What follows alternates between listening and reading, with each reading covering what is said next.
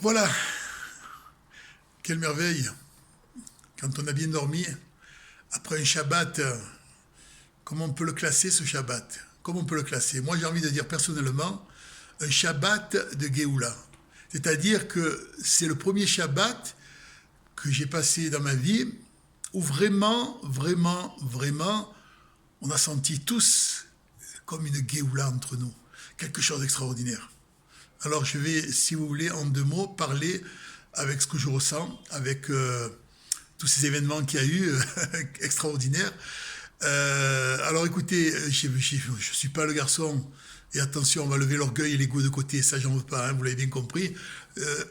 J'ai horreur d'essayer de me justifier, c'est pas du tout le cas. Simplement vous dire, là je m'adresse à tous les groupes, à tout le groupe avec qui nous étions à Shabbat, bien entendu, certains que je ne connaissais pas, d'autres que j'ai appris à connaître davantage, et même des personnes nouvelles qui sont venues dans mon cœur. Et ça, pour moi, ça a été quelque chose d'immense. Sans parler, bien sûr, de celui qui est un peu le Mozart, le Mozart du groupe, notre merveilleux, comment on peut situer pour pas trop non plus le mettre en tout simplement frère, je dirais tout notre frère, qui est en tous les cas le mien, mon Benjamin à moi, j'en dis pas plus, notre chef de tribu, voilà, ça lui va mieux, notre chef de tribu, Benjamin. Et nous sommes la tribu de Benjamin. Alors voilà, d'abord pour vous dire que ça a été un Shabbat exceptionnel, il n'y a pas de mots, mais ça, ok. Pourquoi? Pas pour le fait que c'était dans un endroit merveilleux, piscine, jacuzzi, repas exceptionnel, non, non. J'ai quand même, dans le passé, été à Las Vegas, Saint-Tropez, j'ai connu des endroits plus que fastidieux, et croyez-moi, mais c'est pas ça. Ce que j'ai retrouvé à travers, personnellement, euh, euh, je vais pas dire ce groupe, cette merveilleuse atmosphère qu'il y avait, c'est que j'ai retrouvé une famille que je n'ai peut-être jamais eue. Alors cette famille, grande famille, ils ont vu mon émotion, ils ont vu beaucoup d'amour, et ça m'a énormément touché. C'est vrai qu'à Shabbat, il y a eu comme un moment, on va dire, d'émotion fort, et que des fois, quand les moments sont là, on a du mal à retenir ses larmes. Mais les gens, c'est vrai, quand ils vous voient pleurer, alors ça émeut un peu, on est gêné quelque part. On dit le pauvre, qu'est-ce qui se passe, qu'est-ce qu'il a? Mais en fait, ce qu'ils ne savent pas, et je m'adresse à vous, c'est que à ce moment-là, je reçois le plus beau cadeau qui puisse exister. Quand on pleure, c'est quelque chose de merveilleux. On a un sentiment, un bien-être qu'on ne peut même pas imaginer. Donc c'est une récompense de Kadosh Baruch Hu. Et je remercie Hachem d'avoir donné cette émotion, et surtout de l'avoir partagée avec vous, sans tabou, sans rien. Vraiment, vraiment une grande famille extraordinaire. Alors bien sûr qu'il y a eu des frictions, j'ai oublié de le dire, c'est mon côté marseillais qui ressort toujours, mais vous l'avez bien compris.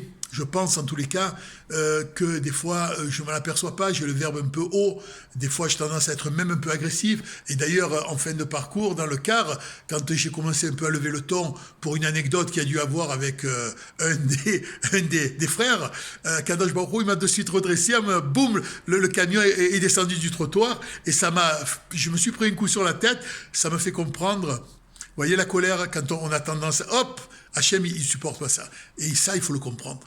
En tous les cas, pour dire aussi qu'on a fini avec la personne en question où il y a eu un peu de friction, on a pris le taxi ensemble, vous voyez, comme c'est merveilleux, on s'est embrassé et on s'est mis à rire parce qu'on a dit, en fait, on a joué une pièce de théâtre. Et c'est ça qui est extraordinaire. Parce que si, comme dit mon frère, je ne vais pas encore donner de nom, il dit quoi, mon frère? Il me dit, comme je vous ai dit à vous, si chaque fois tu dis à la personne, oh, tu es beau, tu es gentil, tu as toutes les qualités du monde, mais voyez qu'en face de lui, il a des comportements qui vous correspondent pas et que vous ne lui dites pas, alors c'est pas ça l'amitié. L'amitié, c'est de dire les choses. Alors il y a des manières de le dire, bien entendu. Moi-même, mon ami aussi, là, un grand costaud, là, il est venu, il m'a fait une petite remontrance. Moi, c'est mon orgueil qui a pris le dessus.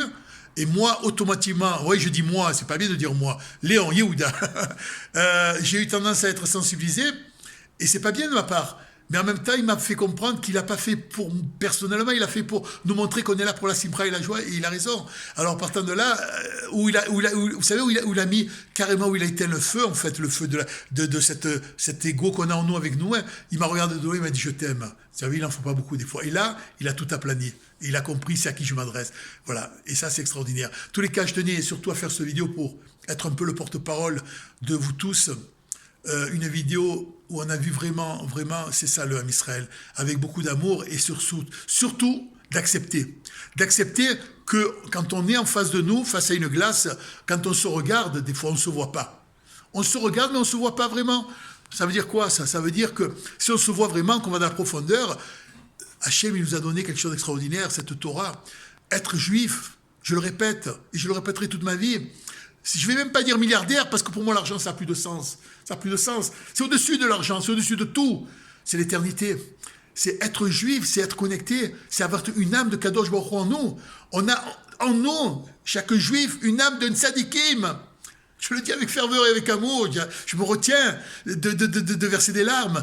On a en nous, à chacun de nous, toi Simon, peut-être que tu fais partie de la tribu de Lévi, peut-être que toi, Benjamin, c'est vraiment Benjamin, toi, Gary, peut-être que tu fais partie de la famille de Réhouven, on ne sait pas. Mais en tous les cas, on vient tous des 12 tribus. Et ça, c'est quelque chose d'extraordinaire. Alors la Géoula, on la sent tous, elle est palpable. Rabbi Shimon Bar Yochai, par cette invitation qu'il nous a fait avec tellement de lumière et tellement d'amour, moi, ce que j'ai envie de vous dire, c'est que nous sommes un peu les porte-parole de la Géoula, parce que nous représentons un réseau qui s'appelle Torah Box, et on doit porter que de la lumière à l'univers, tous les juifs du monde entier, francophones en plus. Donc, quand je vous ai parlé de portable, je vous assure, c'est ce que j'ai ressenti. Et quand je ressens les choses, ce qu'il y a de merveilleux, c'est que vous l'avez tous compris, c'est que vous avez compris qu'il n'y avait pas d'orgueil de ma part, rien, parce que moi-même, c'est un gros combat avec moi-même pour le portable, et c'est la pire des choses. Faites-moi plaisir à travers ce week-end merveilleux. Essayez de comprendre qu'il y a aussi des choses à retenir. Changez vos midotes, c'est quoi? Allez à la synagogue sans portable, ne le prenez même pas avec vous. Et là, vous allez voir, vous allez combattre le Yetzer Hara. Quelle importance? Qu'est-ce que vous allez manquer quoi? L'essentiel, c'est les rapports que vous avez avec votre femme et vos enfants. Le reste, il n'y a aucune importance. Dans la mesure, grâce à Dieu, tout va bien, que votre femme n'est pas enceinte, elle ne va pas accoucher, et que grâce tout va bien, laissez votre portable, ne serait-ce que éteignez-le en rentrant. Définitivement, oubliez, arrêtez. Il n'y a pas de chérina, vous priez pour rien quand vous allez avec votre téléphone. C'est pas moi qui le dis. Vous priez pour rien. Alors arrêtez avec ce téléphone, je vous en supplie. En plus, ça perturbe. On reçoit un mauvais message en train de faire la mida. Après, on regarde le message juste entre deux. Ça nous a perturbé. On n'a plus les mêmes sensations de Torah. On n'est plus connecté avec Kadosh Baruch Hu. Je vous le dis vraiment du fond de mon cœur et de mon âme. Il n'y a pas de jalousie, il n'y a rien là. Vous avez bien compris, vous êtes mes frères. Donc voilà. En tous les cas, vraiment, vraiment, vous êtes ma grande famille. Et ça, c'est mon plus beau cadeau. Je remercie à Kadosh Baruch Hu. Voilà, je me suis, pour l'anecdote, quand je suis rentré, il était 1h15. On est rentré, merci Benjamin, on est rentré, qu'est-ce que j'ai fait? Je dors 1 heure? Non. Alors j'ai posé mes affaires, 1h30 les enfants. Yehuda, la force, regardez les muscles. J'ai pris mes affaires, 1h30, direction le mikvé. Après le mikvé, direction la choule de Rabbi Nachman, de la grande synagogue Breslev. Bon, le sommeil, c'était un combat énorme avec le sommeil, bien entendu. Et j'ai pu faire quand même mes brachot. Je me suis assoupi 1h30.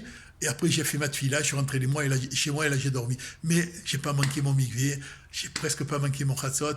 Et c'est ça le combat. C'est ça être fort. C'est pas moi, Yehuda, pour vous montrer que je suis mieux que vous, non. C'est pour vous donner simplement, comme si j'étais tout simplement par l'intermédiaire que Hachem me donne, ce beau cadeau, ce beau diamant, de le partager avec vous pour faire comprendre que chatzot, c'est un diamant. Pour faire comprendre que lever les midot, c'est un diamant, mais pas pour que Yehuda, Léon, il soit mieux que les autres. Pas du tout. Mais alors, pas du tout. Et vous l'avez bien compris d'ailleurs. Tout simplement. Moi, je veux tout simplement qu'on soit tous dans le même chemin, le plus beau chemin qu'Hachem nous donne à chaque instant, à chaque souffle, à chaque seconde. C'est ça qui est merveilleux. Voilà, j'étais un peu long, vous me connaissez, je suis très timide, je parle très difficilement, mais aujourd'hui, je me suis lâché, j'ai osé faire une vidéo parce que habituellement, je suis toujours dans la discrétion, dans le retrait, lol.